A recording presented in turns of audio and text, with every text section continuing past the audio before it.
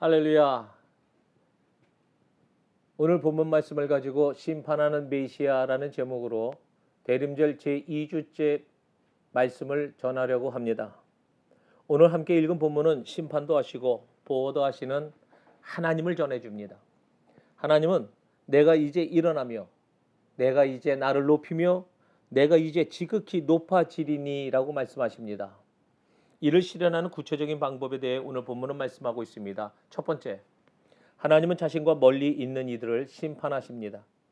성경에 보면 불에 의한 심판에 대해 비유적인 말씀이 많습니다.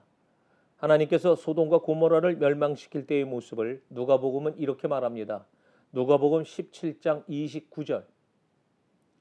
그리고 하나님은 견고한 바위에 대해 시편 기자는 이렇게 찬양합니다. 시편 18편 2절 말씀. 이사야 당시 아수르는 거대한 강국이었습니다. 이스라엘과 유다 왕국이 강력했던 신아수르 제국과 직접적으로 맞닥뜨렸던 시기입니다. 그들은 주변 나라들을 점령하고 무자비하게 약탈했습니다. 때가 되었을 때 하나님께서는 그들을 직접 상대하셨습니다. 그들에게 겨를 잉태하고 집을 해산할 것이라고 하셨습니다. 이 말씀은 아수르가 자신의 탐욕을 채우려고 행한 모든 정복 행위는 바람에 부는 겨와 같이 사라질 것이며 불이 붙어 순식간에 없애지는 지푸라기 같이 험악하다는 것을 말하고 있습니다.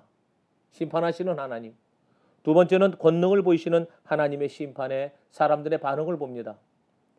13절에 나오는 멀리 있는 자는 아수르를 가리킵니다. 그들은 불에 삼켜지듯 소멸됩니다. 그리고 가까이 있는 자는 유다 백성 중에 하나님을 멀리하는 이들을 의미합니다. 시온에 살면서도 그들의 마음과 정신은 하나님과 멀리 떨어진 채 살았습니다. 그들을 하나님께서는 심판하시겠다라는 말씀입니다. 멀리 있는 자라는 말은 아수르를 가리키지만 한 걸음 더 나아가 현대적 해석으로 보면 거리에 대한 개념보다는 하나님의 구원의 은총으로부터 떨어져 있는 자들을 가리킨다고 볼 수 있습니다.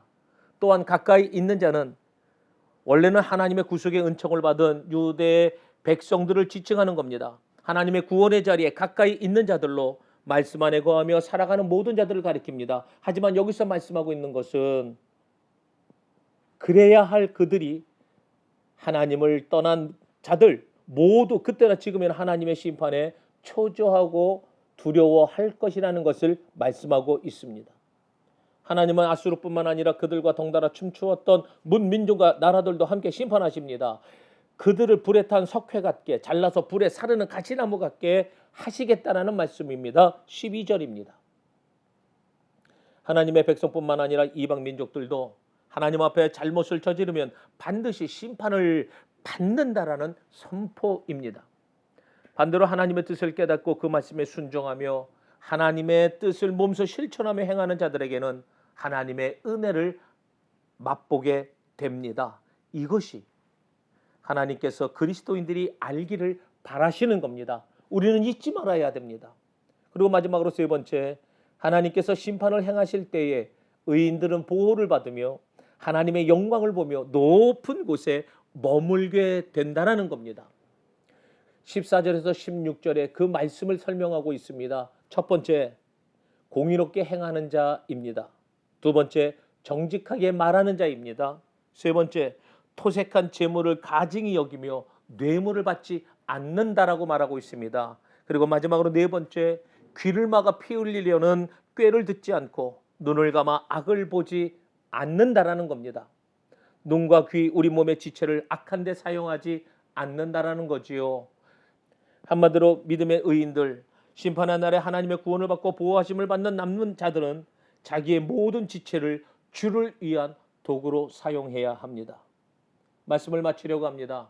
심판하는 메시아, 예수님께서는 대림절을 맞아 심판하는 주로도 오시고 사랑의 주로 구원하시러 오시기도 한다는 겁니다. 잊지 말아야 됩니다. 심판하는 메시아, 할렐루야.